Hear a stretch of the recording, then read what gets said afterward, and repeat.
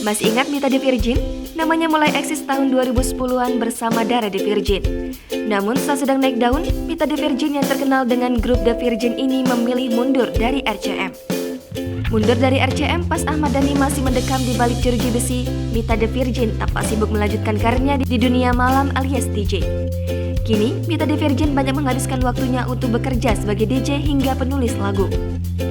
Meski begitu, Mita The Virgin juga masih eksis bernyanyi dengan rekan duetnya Dara The Virgin. Sukses sebagai seorang penyanyi, Mita The Virgin diam-diam pendam ketakutan karena masih jomblo. Entah karena masalah apa, namun diakui Mita The Virgin hingga kini dirinya masih sibuk mencari seseorang yang pas untuk jadi belahan hidupnya.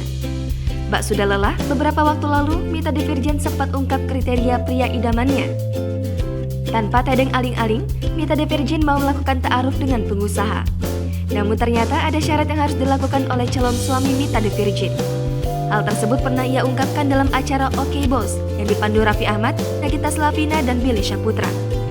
Mulanya, Raffi Ahmad sebagai host menyinggung soal keinginan Mita The Virgin yang ta'aruf dengan pengusaha. Mita The Virgin pun mengaku calon suaminya nanti tak harus menjadi pengusaha sukses, asalkan seorang pengusaha. Lebih lanjut, Mita The Virgin pun mengurai jika tipe cowok idamannya yakni tentu yang lebih maco dibandingkan dirinya. Tak hanya maco dan pengusaha, Mita The Virgin pun menegaskan bahwa calon suaminya haruslah seiman dan bertanggung jawab. Di bulan Ramadan ini, Mita The Virgin tanpa menyapa para penggemarnya lewat sosial medianya. Pantauan seripolku.com, dalam akun Instagramnya, Mita The Virgin tanpa memberikan ucapan selamat puasa kepada followersnya.